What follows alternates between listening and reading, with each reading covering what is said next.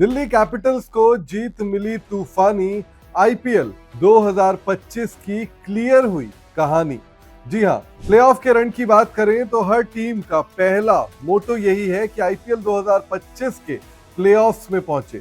अगर बात करें आज के मुकाबले की, यानी कि दिल्ली कैपिटल्स और राजस्थान रॉयल्स की, तो जिस तरीके से सुपर ओवर में दिल्ली कैपिटल्स ने राजस्थान रॉयल्स को पटकनी दी, उससे उनकी पोजीशन और ज्यादा स्ट्रांग हो गई है। इस टूर्नामेंट में सिर्फ एक मुकाबला गंवाने वाली दिल्ली कैपिटल्स की टीम पहली टीम इस लीग की बन गई है जो डबल डिजिट्स पॉइंट्स में पहुंच गई है।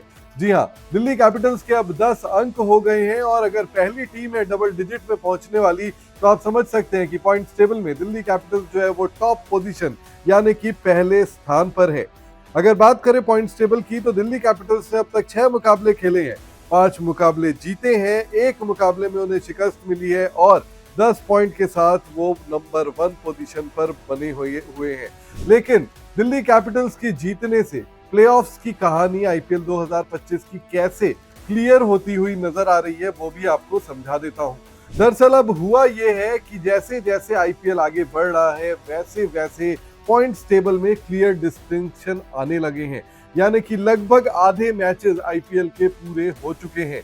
कई टीमों ने अपने साथ साथ मैचेस भी खेल लिए हैं और अब पॉइंट्स टेबल में दो टीमों के बीच का डिफरेंस जो है वो बढ़ता जा रहा है। दिल्ली कैपिटल्स आज पहली बार डबल डिजिट्स में पहुंची इस टूर्नामेंट में, 10 पॉइंट के साथ नंबर 1 पर है, तो वही 8 पॉइंट्स के साथ जो है वो 4 टीमें उसके नीचे खड़ी हैं। दूसरे पोजीशन पर गुजरात टाइटंस है, तीसरे पोजीशन पर आरसीबी है और चौथे पोजीशन पर पंजाब किंग्स है।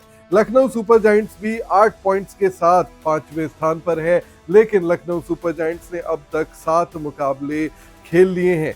कोलकाता नाइट राइडर्स की बात करें तो वो इकलौती टीम इस पॉइंट्स टेबल में है जो कि 6ठे स्थान पर 6 पॉइंट्स के साथ है। What a coincidence.